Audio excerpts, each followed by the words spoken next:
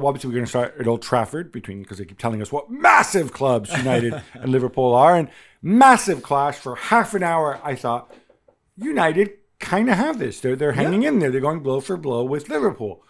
And then Casemiro gives the ball away twice, and it's 2-0, and it feels like game over.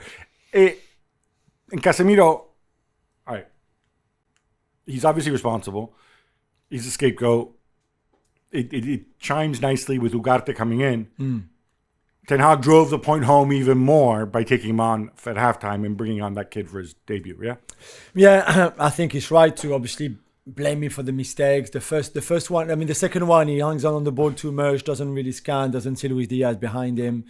The first one is a terrible choice of passes that he doesn't have to make. Is there a choice to pass or does he mishit it? I mean, either way, it's his fault, but like... Yeah, no, he doesn't mishit it, but it's just that Liverpool reads it well. I think he should play right and doesn't come back onto that left-hand side. And then after that, there's still a long way to go for Liverpool to score the 2 goals, and it's still defensively not good enough from United. But, of course, Casemiro is to blame there. Is it enough to take him off at half-time? Yeah, maybe. I don't think that United were much better without him anyway. But Collier did okay. And then overall, I think Liverpool were still too good and too clinical in a sense, because we saw Zirkzee with chances not taking them. There's not much in between, and you're right, for first half hour, United were well organised. Didn't do much with the ball, but were well organised. After that, it just all collapsed. So when you break it down in terms of chances, I watched the game, and then I rewatched the highlights last night, and I thought, weird as it sounds, Joshua Zirkzee could have had a hat-trick.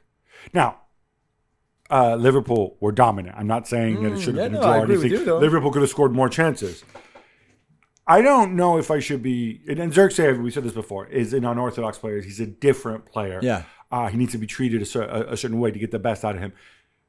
I don't know if I should be praising Zirkzee for the fact that he got on the end of 3 chances. 2 of them after they're 3-0 down. No, so we should be slaughtering him for missing them. Yeah. Okay.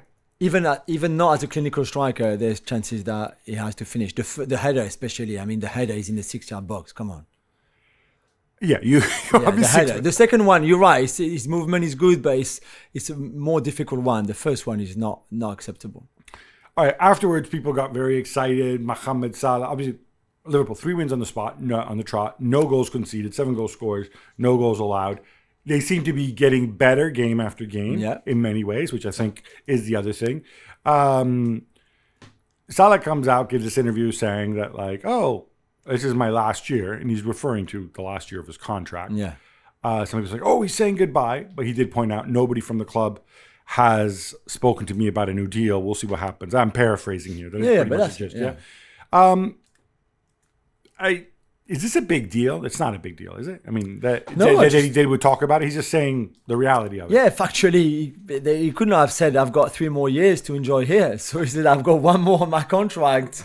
He might sign a new one. He might not. We don't know. They need to talk to him if they're going to do that. Yeah, and are you surprised they haven't yet? Obviously, as we've said before, Trent is also in his last year, and so is Virgil. So it's not just Salah, by the way. The difference is that over the summer, they signed somebody who plays the same position as Mohamed Salah, and also is on a big contract. We're going to break this down in case a little bit later on. About that United midfield, Ugarte was there, wasn't able to play. United got some stick because you've been wanting him all summer. Fabrizio Romano told us like in early July that, oh, it's done. Well, not done, but, just about. Yeah. Were they just haggling over minor details, 1 million here? Would it have been better, I guess is what I'm driving at, if you brought Ugarte in? Would it have been worth it to you if maybe you spend a little more and you bring him in so that he can do the whole preseason, so that he can settle in with Manu and whatever?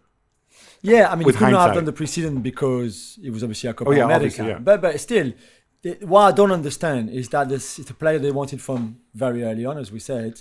They also knew from very early on that PSG were not going to budge on the amount. It was 50 million euros plus 10 in bonuses because PSG bought him for 60 and they didn't want to lose out on any money. First offer from United, 35 million. There you go. Driving a hard bargain. Again, these are things that I think you might want to review. All right, Jules. We're going to get more into United, but let's talk a little bit of Liverpool first. I mentioned that Zirkzee hat trick of chances. Yeah. Obviously, there's a lot of praise for the way Slot has hit the ground. Slot has hit the ground running. I think there's obviously a ton of concepts that he's maintained from the Klopp era. Yeah. Some things, like the way he uses Szoboszlai, have been very, very different. That said, are there still some defensive concerns in the way? Yes, nobody is. Alisson had to make a couple big saves. Yeah. You don't really want to be giving up those chances when you're in control, right? No, yeah, and I think there is more control in the way they play the game, and their shape as well, I think, allows that too. But defensively, this is still a very attacking-minded team anyway. So I think they will always be, even if they want more control, and they have more control since he came in, more than on the club, there will always be time where you will be exposed, because if you have Gravenberch and McAllister as your double pivot in front of you, two really number 10s, that's what they are, or even number 8, but certainly not pure number 6, then I think it will always be the case that at some point defensively you will be a bit exposed. And as we know, Trent Alexander-Arnold is not the best of defenders as a right back, and 2 of those 3 chances for Zirkzee came from that side. Rashford crosses towards Zirkzee, so it's not just him, it's also Virgil, it's also Robertson. Overall, defensively, I think they will always concede chances. It's about and that's just the system you're saying. Yeah, right? and the way they just attack and think about attacking more than anything else, really, which that's not going to change. Yeah, I've been really impressed with Slot and how well this has worked so far. Also, how he didn't just take the Feyenoord setup and say, all right, I'll just stick the Liverpool guys into my Feyenoord setup. I think this is different. I mean, again, the concepts are the same. It's the same coach and whatever, but it's not. He's catered it to the strengths of the individual players. Yeah, it was more 4-3-3 at Feyenoord anyway, so like Klopp, and that, the fact that he changed it at Liverpool is really interesting. Yeah, but he was a 4-3-3, but I mean, there were tweaks. I mean, certainly he's got, like the way that, obviously anybody watches Liverpool regularly, the way Luis Diaz and Mohamed Salah are both wingers, but they play very, very differently, right? And he's allowed for that in his system. And he's done so very, very quickly with many of these players away, post-Euros and whatever, with a short preseason. I think that part has been really, really impressive as a result. Whether it can continue at this level, I think that's the big question. I mean, I'll ask you flat out. At the start of the season, we said, okay, Manchester City may be challenged by Arsenal for the title. Liverpool far ahead of everybody else, but also behind those two. From what you've seen, can we call it a 3-way race just yet? Do you think Liverpool look better than Arsenal? Yeah, I've said all summer that they were going to have a great season. I even had them second in my predictions and City third, because I thought all the charge against City and the fact that it could be Guardiola's last season would derail their season a little bit, which is not the case for now. I get it, but yeah, I've always thought Liverpool they look great in pre-season. I thought Slot was always the right guy to take over Klopp for all the reasons that you said. And what they've done so far, it was not been perfect. The first half against Ipswich, the second half against United, for example, they had difficulties at times for different reasons and in different situations. But I think overall, this team, considering they made no signing apart from Chiesa in the summer as well, I think this team is going to keep growing under him, and I think it's really, really interesting what they're going to be able to do, I think, this season, both in Europe and in the league.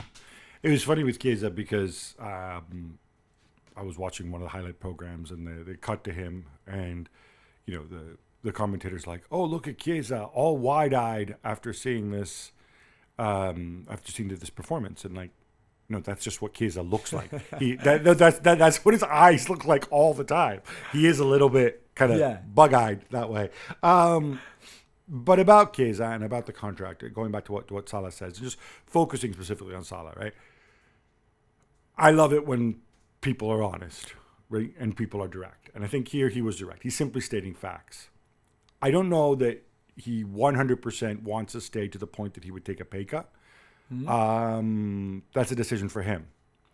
I think with a pay cut, you could maybe stay another year if that's what you want to do.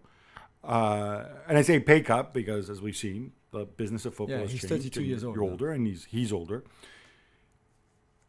Equally, Liverpool, I think, sent him and Rami Abbas a message when they signed Chiesa, because Chiesa can play different positions, but on the right is where he's done most of his best work.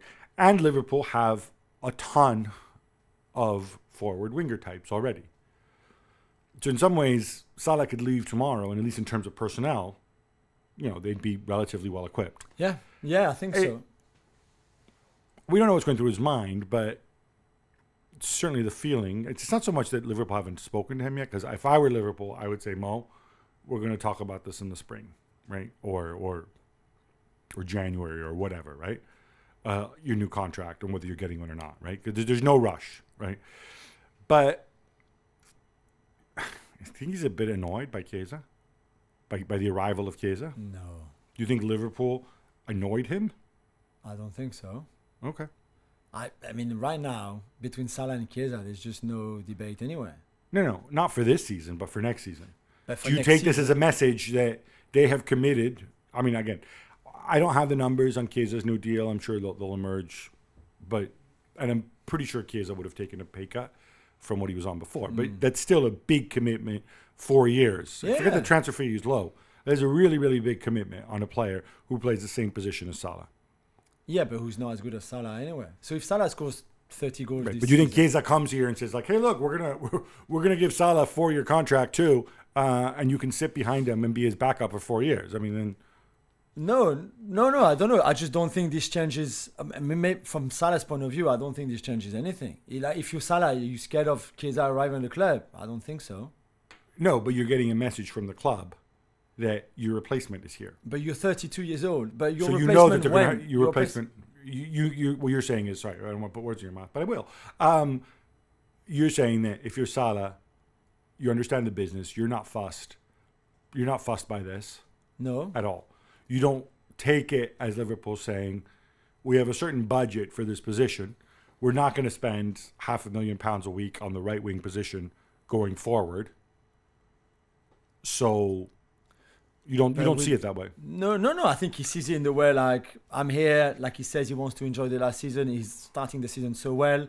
If they want to give him an extension and cutting his wages, then he will have to see if that suits him or not, and if he wants that or not. If they don't want him to stay, then he goes at the end of the season after 9 years or 10 years or something like that, and he will have nothing. I mean, I just don't know. Like, does he want to stay?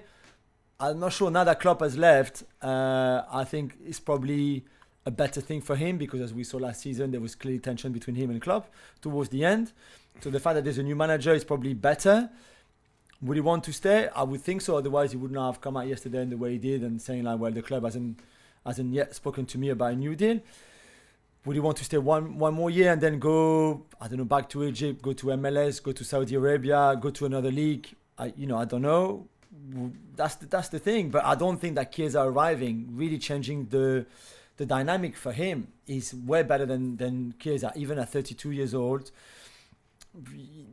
You always have a backup for every position in every big club. Yeah, I disagree so much. I think it does change the dynamic. It doesn't mean what does that it change the dynamic? Because you have 1 billion forwards. You already had, I think, in my view, everybody has backups for every position at a big club. No, nobody has these many backups. Nobody has these many quality backups. Who's Salah's backup before Chiesa?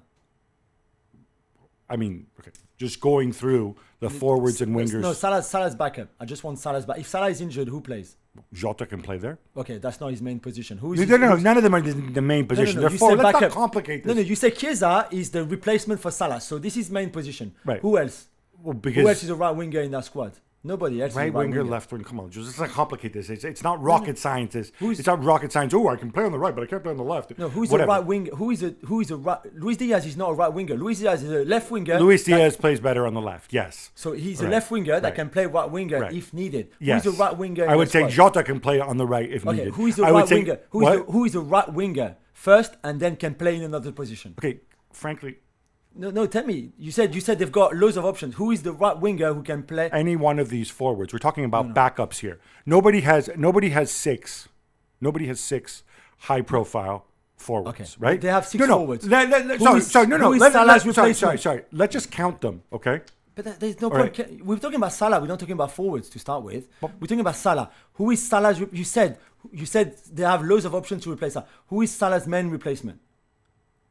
It's Chiesa, okay? So Chiesa Right. is the backup for Salah. Every club has a backup. Okay. Chiesa is getting paid more money than any forward at the club other than Salah. Okay, Yeah. so this creates a dynamic, whether we like it or not. Whether we say he's a right winger, he's a left winger, we start to put labels yeah. on people, right? So we've said that they've got six. I'm not sorry. I'm just going to count them in my head because I'm going to add Elliott into the mix, right?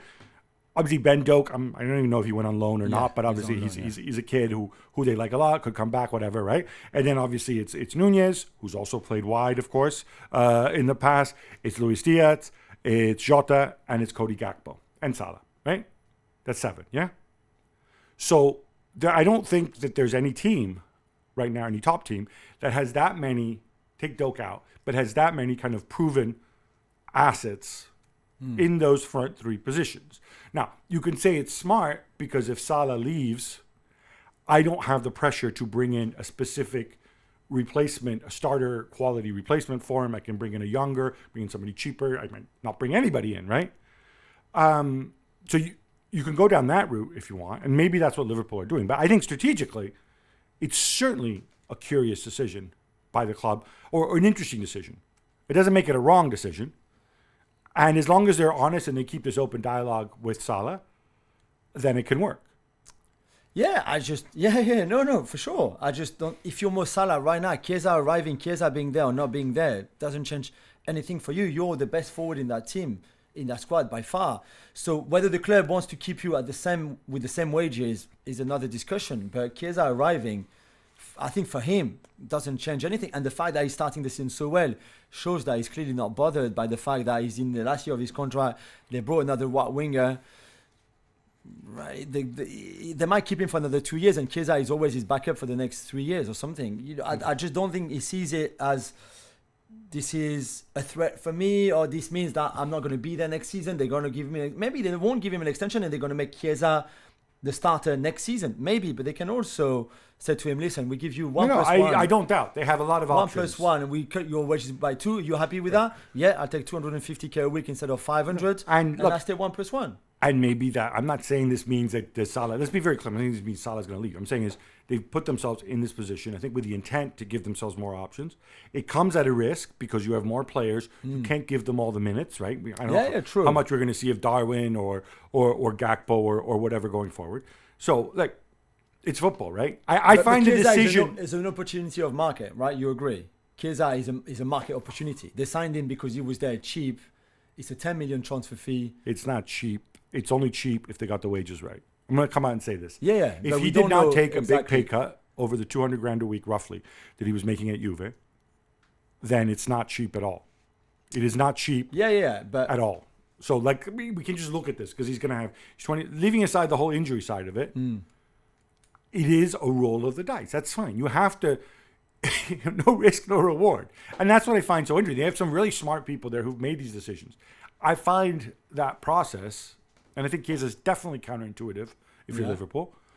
I find that process really interesting. And I think that's what makes Michael Edwards and I guess Richard Hughes, he was obviously a big part of the decision. I think that's what makes this interesting. Smart people making decisions that could backfire. And you have the pros and cons. Yeah. Speaking of decisions that could backfire, let's turn to United and their decisions to keep Erik Ten Hag. No, I'm just kidding. Okay, I want to get some positives here from United out of the way. I mentioned Xerxes' chances. I've been hugely critical of Marcus Rashford. I thought he did his part in this game. Yeah. He looked good. Who was not good, I thought Kobe Mainoo was really poor as well. And he's lucky that Casemiro, look, he's a kid, and I feel weird like attacking him. But you know what? He's an England international. He's got the responsibility. He's a starter for Manchester United. He will continue to be a starter once Ugarte plays. I thought at the back, I love Matthijs de Ligt, but when I saw that tackle on Diaz, and I said, this is why a lot of people, including with Haaland and stuff, the original Dutch guy, Dutch guy, these guys don't want you because you mistimed that a little bit. You end his career, and you're not a dirty player. No, but he's slow at times. He's rash. Yeah, it's fine. Yeah, and rash. Yeah, I thought Martinez was poor in this game as well. He was as well. So there's, it's rough. Bruno, I mean, I think again, we talked about the Liverpool midfield and McAllister, Gravenberch, and Szoboszlai being really good, and they were really good. Mainoo, Bruno, and Casemiro, on the other hand, was just Bruno was absent in this game. so bad, and I think it's okay to be well organized like they were in the first half hour before the first Casemiro mistake, but they still didn't offer much with the ball. They had those chances for Zirkzee late in the second half of the second half, because I think Liverpool at 2-0 up also kind of like lost a little bit of composure and control. But I wasn't sure about I would have taken Zirkzee off and not Garnacho, for example. Even not that Garnacho was great, but I can understand the boost from the crowd. Zirkzee came off for Eriksen. Yeah, exactly. So some of those substitutions. But you know what? I found Ten Hag rattled already. I found him on edge already after only 3 games. In his pre-match press conference, he was like, I had to build this club, and he was talking about himself a lot. And then obviously after this game against criticism, keeps saying like, but we've won 2 trophies, in the last 2 seasons. This is his 3rd year, and you don't see really any progression. I know they won 2 cups, and good for them. But they were also on the back of their worst season in 40 years last season in the league, which is surely more of a representation of your level than 7 games in an FA Cup. I think if you looked at this game and you didn't know, and you said, hey, which Dutch bald manager is coaching his 3rd league game, you're so right. And which one's been in his 3rd season, you would have thought it was the other way around. Yeah. I think that part's evident. Like, I don't want to just be negative about United. Like, get them excited. Explain to them why Paris Saint-Germain would spend all this money on Manuel Ugarte, and then halfway through the season, Luis Enrique decides, no, I don't like him. Is it because Luis Enrique is a genius, but also an oddball, like a serious oddball? We know he's an oddball, right? Yeah. Is that it? And actually, is it just that Vitinha, he wants a playmaker, and Vitinha can pass the ball better, and that's why? Yeah, I think it's just simply that. I think Ugarte is a really good player, and I think if you're a Manchester United fan, you should be happy with the signing. Not excited. It's hard to be excited by a number 6 in general, but you should be happy because he will do a lot of good for your team. And him and Kobe Mainoo, I think could be a really good partnership. At PSG, he was really good at time at the beginning. He presses well. He runs a lot. He works so hard. He recovers a lot of the balls. He's like kind of the enforcer that you need, that some teams need. But on the ball, he has some limitations. And Luis Enrique wanted a 6 that was much better on the ball. That's why he moved Vitinha there. Inevitably, the question arises. Ugarte is coming in for Casemiro, presumably in the starting lineup. Yeah. After a game in which Casemiro, talking about being press resistant, lost the ball twice and created these problems. And you're telling me they're bringing somebody in who lost his place at Paris Saint-Germain after they spent a ton of money on him because he's not as press resistant as the coach would like. This is not a ringing endorsement in terms of the characteristics of the player. And that's what I've been saying all along since this Ugarte deal. Ugarte would be great for United if the build-up structure from Ten Hag is not built around him. So this has to be... This is a really good point he's making. Pay attention. This is a key signing out of position for your team because he's going to do so much great work for you. In possession, you can't rely on him to get the ball out from the back, to build up from the back. This is not what he does. Okay. So for that, Kobe Mainoo, who again against Liverpool, lost the ball on the 3rd goal, made a mistake. Better. But even before that, I don't think was involved enough in that phase of play, leaving it to Casemiro, who can't do it anymore, who was really, let's be honest, never too great at it either. But Ugarte can't do it either. Could you also get a little bit fancy, given that we talked about the Ligue before? He can certainly pass a ball. Yeah. You don't want him stepping into midfield and trying to dribble around players. But if it comes from simply stepping into midfield a la John Stones and spreading the ball, that's something he can do really, really well. Lisandro Martinez as well. So and Lisandro Martinez is actually also quite comfortable on the ball. Yeah, completely. With his so left maybe foot you too. need to get a little more sophisticated, maybe leave more of that playmaking to one of the center halves, take some of that pressure off of Ugarte off the ball. Yeah. There you go, United fans. Come on, cheer up. Zirkzee nearly had a hat trick, and I think Ugarte will help. Yeah. All right, enough United. How about some quick hits instead? Let's go, Gab. The Barca bandwagon rolls on, Jules. They destroy Valladolid 7-0 as Rafinha bags a hat trick. I was all doom and gloom around them this season with the injuries and the flick and the Laporte and the nonsense. So far, they're proving us all wrong, Jules. Great start of the season. I mean, that performance overall against a team that is not very good, but that, for example, as we saw against Real Madrid, can... They were still in the game against Real Madrid after 88 minutes. Exactly. So They blew them away. Really outstanding. The verticality on some of the goals, the passing, the movement at times. It was all great. Really, really, really good. Much better than anything that I think we expected or we anticipated. Between Lewandowski and Rafinha, Dani Olmo, it's the first time that they started all four of them with Lamine Yamal, of course, and the four of them was just unstoppable. All so right. even two things. One, Lamine Yamal he got his 10th Liga assist. He's 17 years and like 40 odd days. Incredible. That Lionel Messi guy was 20 by the time he got his 10th assist. Yeah. No comparison. And the kind of assist, the first one for Rafinha. I mean, the two for Rafinha is just extraordinary. Rafinha, phenomenal. And he made the point afterwards. He says, we don't need any more players because obviously he was one of the guys that, some people thought had market value that was going to be shipped out. But the guys who impressed me the most is Flick. How quickly he managed to transmit his ideas across. I don't know if it can last. But he got buy-in from the players straight away. And that's a credit to him. Yeah. Arsenal and Brighton draw 1-1, but Gab, it's all about the Declan Rice red card and the incident with Joel Vettman. Did the referee get it right for you? So before we just talk about this, let's point out, I don't think Arsenal were great in this game at all. Yeah. Rice or no Rice. They were obviously a lot worse, and I was shocked by how much worse they were without Rice. I think it was something like Brighton took like 20 shots in the last. That's not good. So you need to work on that. I want to make this point about Declan Rice. If this is what the rules say and you want to do things by the book, that's fine. So then you're stupid. Get out of the way, Declan Rice. And I guarantee you'll never do it again. I want to know, though, why is Veltman entitled to go and just kick the ball knowing that he's going to kick the back of Rice's legs and just to hit him, right? If you want to make a point. Yeah. Okay, then just kick the ball against him, have it go out away, and wave your arms in the air and whatever and get him booked. But I personally think Veltman deserved at least a yellow, if not a red. Because you're simply doing this to prove, oh, look, I got a free hit on my opponent. That's dangerous. That's stupid. I don't know if it was linked to the Rice foul on him before, probably, I'm guessing. But I expect referees, I would have sent Veltman off. I would have sent, no question. I see what you mean. Yeah, I see what you mean. We were dismissive of Raheem Sterling to Manchester United on Thursday, Jules. Evidently, we were barking off the wrong tree. How about Raheem Sterling to Arsenal? Yeah, one of the surprises of the deadline day on the transfer window. I mean, again, we talked about market opportunity. This is exactly what it is. How much of his wages are they paying? And are they paying a loan fee? No loan fee. I think I would say a third of the wages, and Chelsea 2/3. A third of the wages. We're talking about 120 grand a week, about £6 million a year. Yeah, so less than what Eddie Nketiah was making at the club, for example.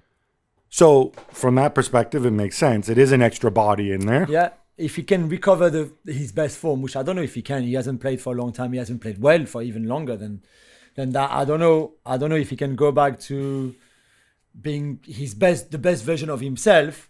But if he even get a bit closer to it, maybe he can add value to the squad. You laughed at me for suggesting Coleman might play center forward for Arsenal if he goes there. Yeah. I will chuck this in you. I think he is one of the alternatives at center forward. Yeah. But more should Sterling Havertz go down? Coleman. Yeah. What? Yeah. More Sterling than Coleman. Yeah, but I would argue more Sterling probably than Gabriel Jesus. Yeah, maybe Jesus still winger. Yeah. Just my view. Loads of anticipation, Gabi, for Juventus v Roma on Sunday night in Serie A. This turned out to be a bit of a stinker, though. Yeah, it kind of did. We were all excited to attacking managers and whatever. And look, Thiago Motta started in Bangula, started Savona, started the guy. So we're all kind of excited for this. Yeah. And then 2 shots on target. Yeah, I think basically Roma said, like, guys, we got 1 point in the table thus far. Let's just keep it tight. This is a good away point. They did a really good job shutting Juve down. And Thiago Motta says, this is not the time to gamble.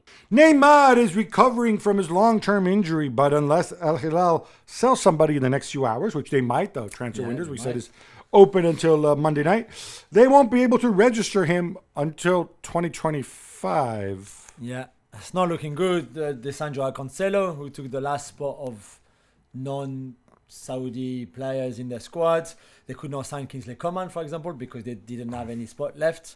And that's the situation then for Neymar. They have one too many. He's injured for now. So the question is not there.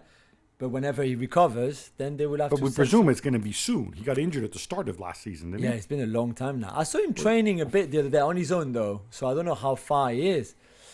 But, yeah, it's not... This could go down as one of the worst value for money I transfers. think he's played 5 games so far for them. It's incredible. FIFA unveiled a new arm gesture which players can use to signal to the referee if they've been victim of racist abuse during a game. Is that a good idea, Gab? You happy with that? Yeah, it's something like you're sort of crossing your arms like this. Yeah. Look, I know it's FIFA, so we're supposed to criticize them and make fun of them, whatever. But I think this is actually really good. Now, right now, they're supposed to go and tell the referee, but, you tell the referee, you go via your captain, some may not speak the language, people in the stadium don't know what's going on. This is very visual. So if I do this, everybody watching on TV, everybody in the stadium can see it. So immediately, the referee has to go and find out what happened. Yeah. And if they can investigate, they can deal with it, whatever. So I think this is actually a really good, simple way that they can go and they can do it. They're gonna trial it at the Under-20 Women's World Cup, which is kicking off in Colombia, I believe, in the next few days. I don't expect many incidents of racist abuse at the Under-20 Women's World Cup in Colombia for evident reasons. Yeah. But hopefully this is something people will look at and will adopt. Again, it is something. It is another tool to deal with it. Let's find out if it can have an impact. Jules, we're not done because we have more quick hits. Yes. Kylian Mbappe bags his first 2 Liga goals as Carlo Ancelotti mixes things up and Real Madrid down Betis 2-0. Jules, they're not there yet, but they did look better. A little bit, yeah. I mean, I'm not a big fan of Denis Ceballos being there, to be fair. But you need a guy who can pass. He's not just going to run with the ball. Modric and play him for an hour, and that's better. But anyway, Kylian, who missed a sitter just after the break, although it would have been offside anyway, so not sure he count. Finally scoring, great assist from Fede Valverde with a back heel. I'm so happy. And then Vinicius gets a penalty and gives the ball to Kylian to take it. 2 goals at the Bernabeu, singing his name, what he's dreamed of all his life. It's finally there. I think that will take off a lot of weight of his shoulders, which is great. And now he can come with France and be a very, very happy man. Good. And maybe Brahim Diaz's minutes will continue to go up, because I thought, again, he was good. Yeah, he did well when he came on. Yeah. Gab, after 462 days, Bayer Leverkusen have finally lost a Bundesliga game. Is this a big deal? So it's not a big deal that the streak is over, because, look, streaks end. That is the You're very right. nature. It's never going to last forever. I'd be a bit concerned about how this happened, because they're 2-0 up, they're cruising. It's 7 minutes injury time and whatever. They give up a stupid goal to Kevin Campbell, where it looks as if they're already in the dressing room. And then, again, you expect the fight. You expect to control the fight back in the second half. It didn't come. Look, I know Leipzig are good. Yeah. Luis Openda, fantastic. The goal to make it 3-2 was an absolute worldie. Leverkusen had chances at the end. Trying to get this out of the way, but also, Xabi Alonso, if I'm there, this is a good chance to go and smack some backsides and say, guys, we need to stay concentrated. We need to stay intense. We can't always count on these late comebacks. Paris Saint-Germain beat up Lille 3-1, and they're already flying. Jules Speedy Barcola is on his way to making people say, Kylian, who? Yeah, I mean, I don't know about that, but 4 goals in his first 3 games of the season, 1 more than in the whole of last season already in the league, I think. So, outstanding. Dude, the guy's unplayable. They were so good. That front 3 of Dembele, Asensio, and Barcola, or the DAB, if you want to quote Paul Pogba. Outstanding. Asensio as a false 9. And Lille were good. Lille hit the post at 0-0 early on in the game after the save by Donnarumma. They were good. They could have come back in the end. It was a bit cagey at the end for PSG, a bit tense. But overall, there's a lot of good things that they do already. And it's 3 wins in 3 games, and they're top of the table. They goal difference is plus 11. They've done really, really well so far. The third goal came very late, and it was at 2-1. It was definitely... tense. Yeah, definitely. Chelsea are held to a 1-1 draw at Stamford Bridge by Crystal Palace, and Enzo Maresca says that this isn't the Chelsea team that won the Champions League 3 years ago, and it has to be clear that this is not the same team, and so sometimes it's normal not to win. What? Okay, so look, what he's saying is correct. This is not the same team. Yeah, thank you, They're Enzo. all gone. We all knew this. Yeah, they're all gone except for Ben Chilwell, who's on the naughty step somewhere, Yeah. and Reece James, who is injured. for a change. Again. So if he's saying, we need to manage expectations, he's saying things have changed. Yeah. And I think a lot of fans Chelsea fans will look at this and say, yeah, look, worse players, worse owner, worse coach, everything's worse. Everything got worse. Yeah. Hey, that's the reality of football, right? That's the reality of where you are. They've gone down this project. They've made mistakes. They've made big mistakes. They've tried to remedy them. We'll see if the remedy works.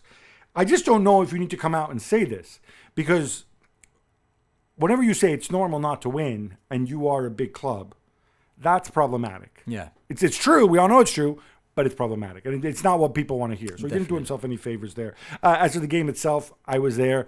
Great goal by Eberechi. Yeah, the way that guy strikes the ball, so nice. He's got a computer in place of a brain, that guy. Yeah.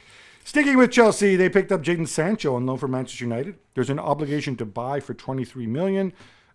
As long as Chelsea don't finish in the bottom six. Do you like this move? Are you going to call it another opportunistic move like the Sterling move? But that one, I don't get it, Gabby. Because we said about Liverpool's forward options that they have. I mean, and we said this is not rivaled in the league.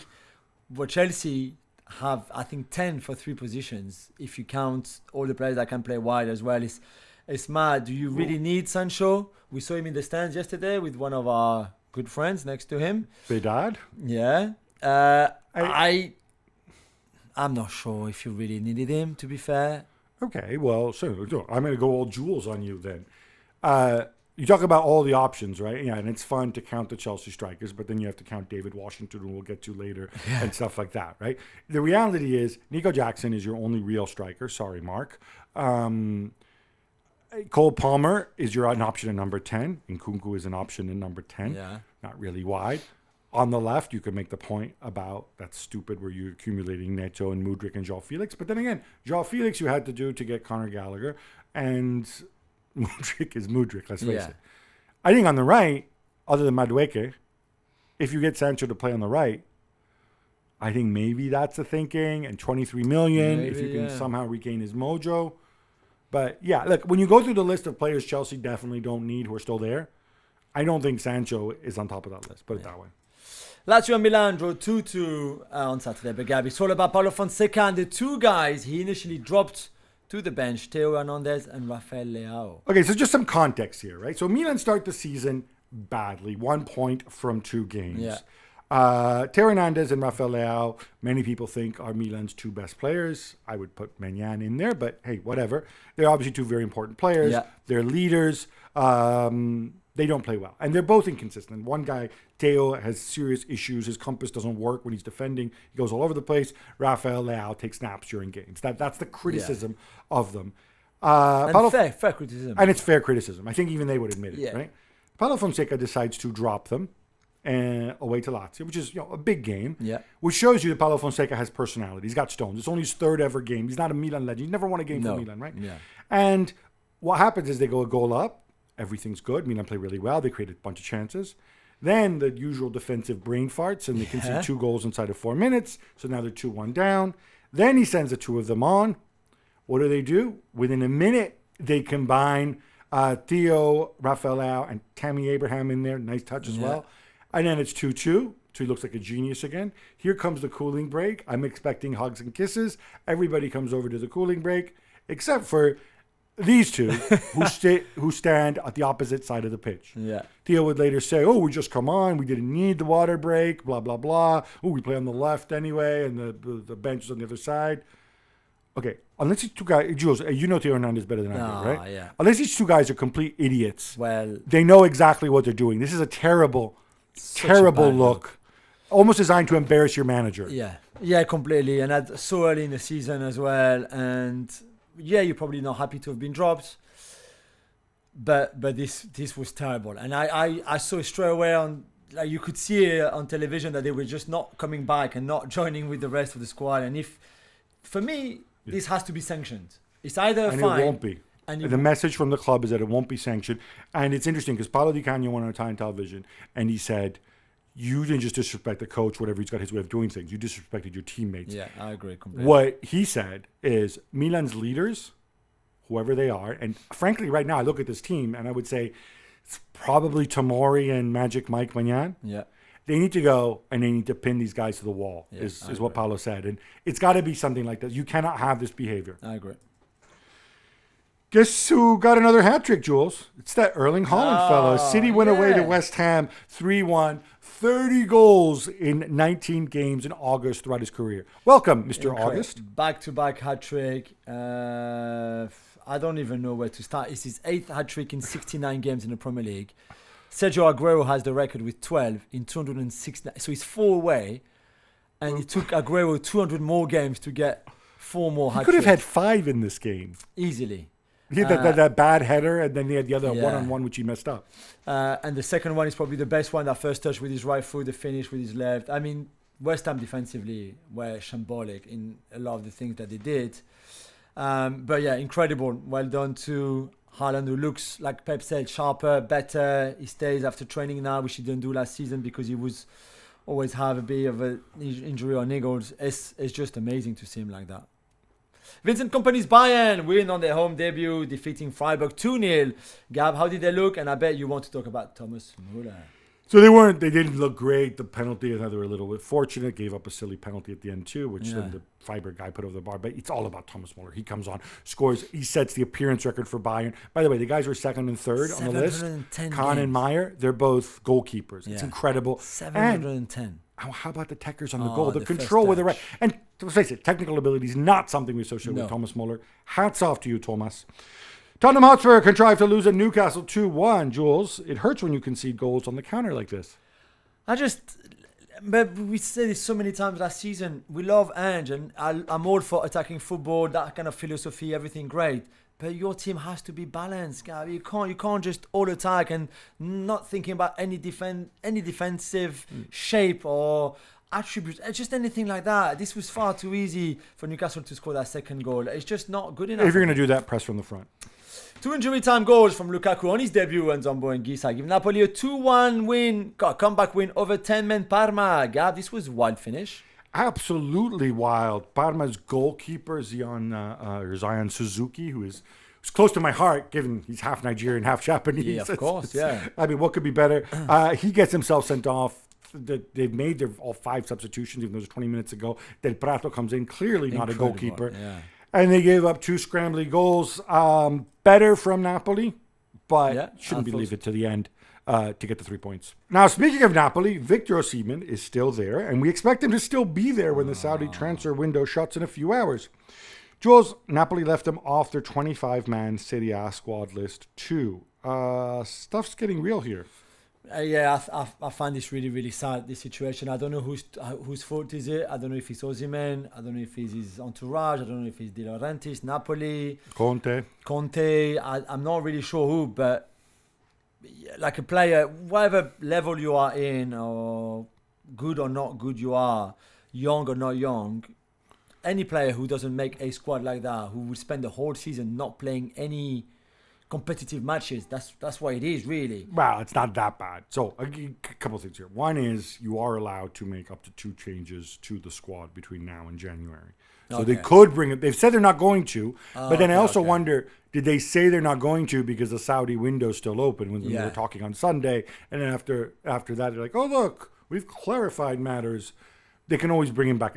At this point, you're stupid if you don't bring him back in. Even if you bring him back, you can't play Lukaku and Osimhen front two, can you? I mean, I would love to see it, personally. If there's one man who can make it work, it's actually Antonio Conte. No, look, the guy knows his onions, right? I mean, I would love that. It's obvious they planned on selling him, but I think bring him back, find a way to showcase him, whether it's the whatever it is, you still get to play for Nigeria, presumably. Yeah. And shift him in January. Great, though. It's still not a good look for anyone. No, and I think everybody screwed the pooch on this one. Yeah. There's reasons outside their control, such as the current state of the market. There are reasons within their control, such as and within the control of Osimhen's agent and his people, but also of Napoli and the way they handled this thus far. Yeah. I think the Paris Saint-Germain deal could have been done if they had moved and hadn't played silly buggers when it first came up in July. Yeah, apparently Luis Enrique was not too keen. I don't know. Substitutes Angel Correa and the only living Soloth in captivity combined for the only goal as Atletico Madrid get a big win away at Bilbao. Gab, this time Simeone got his striker rotations correct, and Julian Alvarez, who started. Yeah, so he has 4 sort of top-tier strikers, right? Yeah. Julian Alvarez, the only living Sorloth in captivity, Angel Correa, and that Griezmann fella, right? I think he's used 3 different combinations in his first 4 games.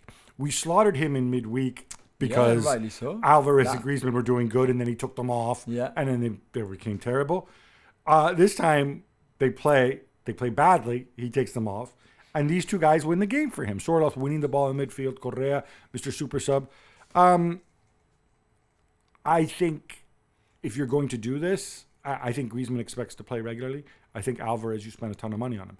I am not a big Alvarez guy, as you know. Yeah. I think they vastly overpaid for him. Massively. I think he needs to think about this one. But if there's a guy who's got the gravitas to make difficult choices, and maybe even serve up more Sorloth Griezmann, or maybe the Smurf tandem of Griezmann and Correa, I don't know. It's that guy. And he brought his son on as well, Giuliano, which must be quite special, quite emotional. Imagine being the coach of a team like that, and then you bring your son on. He can ring up Sergio Conceição to see how that feels. It's that time to check in on our buddy John Texter. JT. Olympique Lyonnais looked dead and buried at home to Strasbourg on Friday night before John Texter in the stands sent really good mental telepathic vibes to his team. Alexander Lacazette, Malik Fofana, and Gift Orban combined to cue a remarkable comeback, and they win 4-3. Well, again, you're right. They were 3-1 down with half an hour to go, and they scored 3 goals in the space of 12 minutes, I think it was, to turn everything around and win 4-3. Orban and Fofana especially being outstanding when they came on. I don't think they can do it consistently over 90 minutes. That's why they are. Fofana is what, 19? Yeah, he's really young. So promising.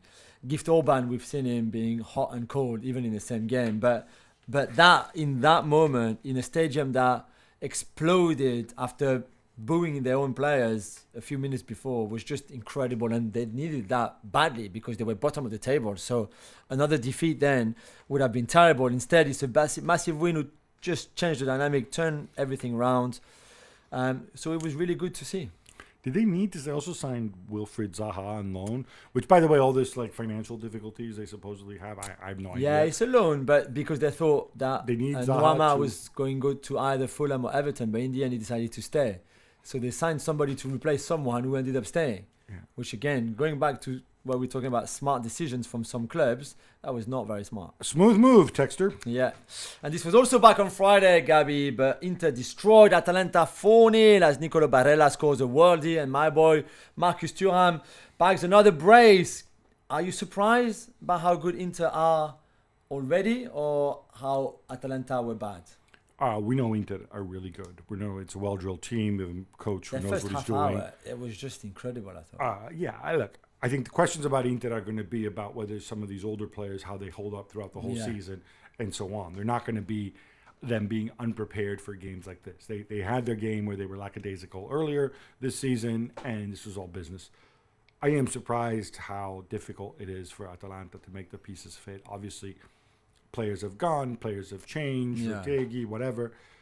But you expect a better showing. And you certainly expect more intensity as well. Again, it's been suggested heavy workload, start of the season, blah, blah, blah. Maybe.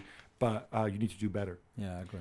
Marseille and our boy De Zerbi, meanwhile, win again as Mason Greenwood scores 2 goals in the space of a minute. And they win 3-1 away to Toulouse. Yeah, with Luis Enrique and Harit again, that front three heavily involved. Not so much Eli Wahi, but really good for Greenwood, who's been on fire. Again, we can say how good he's doing on the pitch, despite everything that happened off the pitch before. This is something that is okay. But really, they have been great. They dropped those 2 points against Reims. That's why they're only on 7 points and not 9, but they should be on 9. But De Zerbi himself saying there's a lot of work to still be done because they're nowhere near where he wants them to be. So they will compete with PSG. They'll be great all season, I think. It's a lackluster draw for Borussia Dortmund away by Werder Bremen. Sorry, Gab. Nuri Sahin has a lot to do. I can't decide if this was the worst game I watched this weekend or if it was the Juve Roma game. Oh, yeah, probably. At least this game had a bunch of yellow cards. And a red card as well for Schlotterbeck. Schlotterbeck managed to get 2 yellow cards. I think Werder Bremen had 1 shot on goal, something like that. Look, people are going to point to the back line and the fact that they got all these bookings and everything. But Dortmund's giving you very little going forward. He changed everybody except for Sabitzer, who he probably should have changed because he was really bad. He's got to figure this out. I expect at least intensity from Dortmund. That's been a hallmark. Shine needs to figure out how he's going to reintroduce that. Yeah. Ivan Toney is off to Al Ahly for around £40 million. Jules, he's 28. This is not an absurd price. Are you a little surprised nobody seriously took a look at him? Because even though in the media it's like, oh, Arsenal, Chelsea, blah, blah, blah. My understanding is none of these people ever got very far in considering Toney. No, they didn't. Maybe the suspension for gambling was a bit of a problem, just in case he might do it again, he might not, we don't know. Well, if he's considering doing it again, he's going to the wrong place for that. That's for sure. I don't know. I think it's a bit strange. It's a shame, I think, that he's going to Saudi now at this stage of his career. I mean, that is probably then him finished for the national team, you would think. He can always come back to Europe in a year or two, I guess. But I'll say this about Toney, and look, I've been very critical of him in the past, especially his ridiculous defense in the gambling case. But this is a guy who's playing for, was it Peterborough? Yeah. This is a guy, Brentford, as you know, are incredibly stingy. It's a club of Scrooge McDucks there, right? He's never made a lot of money. And we're not talking about somebody who, like, when we talk about people going to Saudi for the money or whatever, we're talking about people who've got 50 million in the bank and they want another 50 million, right? Yeah. This guy does not have 50 million in the bank. And no, not because he gambled it all away, right? This guy does not have a lot of money. He simply does not, right? And his career is going to end, and he does not have an education and whatever. This is one person who I do not begrudge cashing in. If this was his mentality, right? Yeah. I think we have to accept that because his story is very different from that of other players. US national team goalkeeper Matt Turner ended up going on loan after all, joining Crystal Palace. Gab, is he going from one backup role to another? I mean, I saw Dean Henderson play at the weekend, and he looked really good. He made a really good save off of Nico Jackson. He was a guy who's been part of the England setup. I don't know. I don't know who's advising him. I don't know if it's him saying, like, you got to believe in yourself, Matt, and, like, anywhere you go, you can win the starting job. You can prove all of the guys are wrong. I don't know. Like, I genuinely... Henderson hasn't been at Palace that long, so presumably Palace actually like Henderson. Yeah. So I don't know. I don't know if, like, he couldn't handle being number 3 at 4. I mean, Forrest pushed him out. Yeah. Because you're number 3. Okay, fine. You go from 3 to 2, maybe? How about you go to a different country where you can be number one and you can actually play because you've got a World Cup coming up in 2 years? And by the way, if there's one thing that U.S. football keeps producing is goalkeepers. Not necessarily very good ones, but they produce a lot of them. Yeah. And if I'm Pochettino and I'm like, this is Matt Turner, who is this guy, versus some other dude who's playing in MLS or whatever, and there are other U.S. goalkeepers out there, I might be considering that. Do I want the guy who never plays? And this is what makes me a little bit surprised by it. Again, I don't know if maybe there's links with, obviously, some of Palace's owners, they have links to other clubs. Maybe they said if it doesn't work out in January, maybe you go to one of other clubs. Or maybe Texter, if he still owns part of the club, he can send him some. I don't know. Yeah. But it's to me, it's an odd one. Yeah, it is. David Washington, on the other hand, is staying put. How did Chelsea end up cancelling his transfer to Strasbourg, Jules? Please tell us the story here. Yeah, this is a really, really interesting one, I think. And neither clubs have officially explained why the transfer was cancelled at the last minute. But what we've been told is that Chelsea needed to find some money to balance their books. Around 20 million euros would have helped massively. They thought, hang on a minute, we've got David Washington, who's 19, who's played 60 minutes, I think, in the Premier League in the whole of last season. We've got another club in Strasbourg. Hey, why don't we send David Washington to Strasbourg for 21 million euros, which would be Strasbourg's highest ever signing. Strasbourg, who had already signed a number 9 earlier in the summer, who didn't need a number 9, who didn't want David Washington, who didn't want to go to Strasbourg either. But Chelsea said, we're doing the deals for 21 million plus 3 in bonuses. So he was about to do his medical, and then at the last minute, Chelsea actually cancelled the deal. Is it because Raheem Sterling signed for Arsenal and they found the 7 million in savings there? maybe, or is it also because UEFA is already looking at a deal made by Chelsea to Strasbourg, so the two clubs owned by the same owner in Blueco, for 9 million euros, which was not the value of the player, and they thought, hang on, if we let Washington go for 21 million to Strasbourg, and this looks a little bit strange, there might be an investigation in it, because I think UEFA is already looking at the Diego Moreira deal from Chelsea to Strasbourg. One thing here is so Chelsea signed him for 60 million euros, rising from Santos, rising to 20 million. With bonuses. Now, I'm assuming the guy hasn't fulfilled any of his bonuses. No. So that 60 million after 1 year, it's about 13.7 million left on his amortization, considering his thing. So if they signed him for 21 million, they would have made about 7 million euros. Yeah.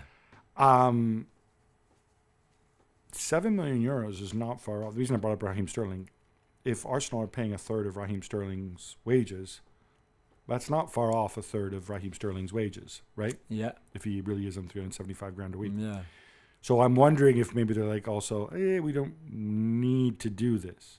Because they must have realized this was going to be scrutinized, right? Yeah, I think so. But this was cancelled way before the Raheem Sterling deal to Arsenal actually happened and was agreed. So, but yeah, maybe the two are linked. It's just I just think clubs have to be very careful when you move one player from one of your clubs to another one, because more than ever now, as you said, the scrutiny around it is so big. Yeah, look, and player values are subjective, but you cannot make the argument. No sane person can make an argument that this guy's value goes up from 16 million to 21 million.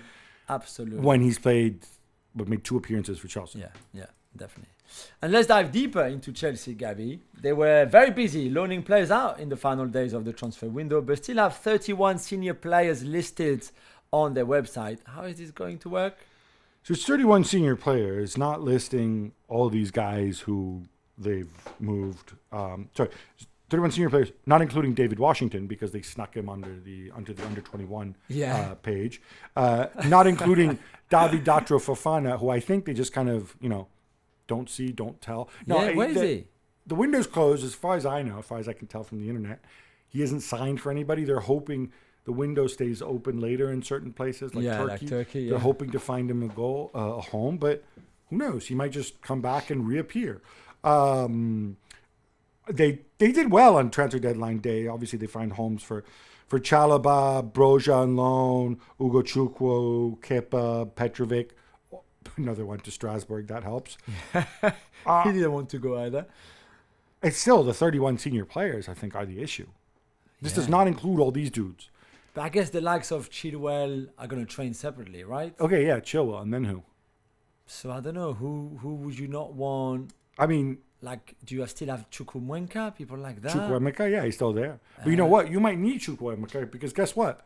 Romeo, wherefore art thou Romeo Lavia, is injured. Again. Ugarte is gone. If you take a look at Chelsea, this is the bizarro world that we live in. If you look at Chelsea's central midfield, I mean, Vega can play there a little bit, obviously, but they signed him to be more of a defensive left back. Yeah. If you look in that position in midfield, they don't have that many guys. Casadei's there, but he's really an attacking midfielder, even though he's a big, tall, strong boy. And he's a kid. This is what's really odd to me about this. So they need... Carney's not a defensive midfielder, but he's a midfielder, right? This is what's also bizarro world. Because ideally, you would want Maresca to work with 24 players, maybe maximum, including goalkeepers. Not 31. So let's talk central midfielders, right? No, but Lavia, you're right. Lavia, who's injured again. Sorry, Enzo, Caicedo, Dewsbury Hall, and we can debate whether he's a defensive midfielder. Yeah, that's true. Lavia, who's injured again. Yeah. And then you get into Casadei and Carney. And are you going to play 4-2-3-1 the whole year? You're going to want some alternatives, right? Yeah. Vega, I mean, backing up 2 positions when you've got 1 million players? Whatever. beIN Sport have reportedly been late making payments to Ligue 1 for their TV deal. Jules, is this a worry? I mean, it's not the first time it's happened. Last time they said, it's because it was Ramadan. It's definitely not Ramadan now. Yeah, you're right. I think it was around 50 million euros. I think it is a bit of a worry because of the situation that the league finds itself in, with the zone coming, the fans not being happy with the zone, going on to streaming websites so they don't pay for the subscription. Meaning piracy, yeah? Yeah, piracy. The league itself being in shambles with the new election of the president coming soon, but there was a mess on who could be candidates and not candidates and who had the rights to be there with Vincent Labrune. So it's just an absolute mess. So on the back of all of that, on top of all of that, to have beIN Sport just saying like, yeah, just give us a bit more time for 50 million. I mean, 50 million for beIN Sport is, you would think, nothing, right? I mean, look, I don't want to get into this kind of thing, but I don't know. Times change for everyone. True. And back to John Texter, Gab. After Aurel Mangala moved from Lyon to Everton on loan, he went to Instagram and posted, "Congratulations, Aurel. You suddenly look good in blue." Is this a sign that his deal for Everton is getting closer? Yeah, I don't know if this is just like him being weird. Like, I congratulations as I send you from one of my clubs to another one of my clubs. Like, I don't fully get that. There were suggestions he had a period of exclusivity with Everton. He can get all the periods of exclusivity he wants. He needs to come up with the money, and most people, and I could be wrong, maybe you'll find somebody else give him money, unless he sells his shares in Palace, which he hasn't done yet. And by the way, there are rules about people's significant control. Yes, he's not one of the guys who gets to sit in the room with Parrish, Blitzer, and Harris, where they make the big decisions because they don't allow him in. But equally, he needs to, which is absurd when you think he's got 45% of the club. Absolutely. But that's on you. That's it. Yeah. You bought it. That. You agreed to Exactly. that. You decided to do a deal with these guys. Maybe they're a little smarter than you. I don't know. So he's stuck on that one. I also don't know, like, if he sells his 45%, unless he sells it to Harris and Blitzer, or to Parrish, but I doubt Parrish has the money to buy that. I don't think so. Who's going to buy? Oh, yeah, I'll buy your shares, JT, so that I can go and be excluded from meetings with the other shareholders. I have no influence on the club that, I own almost half of. Yeah, and two of those three other shareholders, by the way, not Parrish, are multi-zillionaires who, they don't need this. Like, this loose change to them. They can drive the hardest bargain. So I don't quite get that. I don't know if he's sending messages. I don't know if he's busy with his Brazilian stuff. Maybe, or his website. On his website, johntexter.com, where you can also learn all about the history of FaceBank. By the way, I don't know if you're an ABBA fan. I'm going to guess ABBA is probably not your first choice. No. But I discovered there's a show here in London. Oh, yeah, that's been going on for a while. Which has been going on for a while. Where there are holograms of ABBA. He's very good, apparently. Well, guess who's involved in that? I don't think he owns the whole thing. John Texter. Some of the tech is his. Yes, he figured out a way to. You see, it's not all bad with JT. It's not all bad with. No, a lot of it is good. That's why we keep inviting him on. But more details at johntexter.com.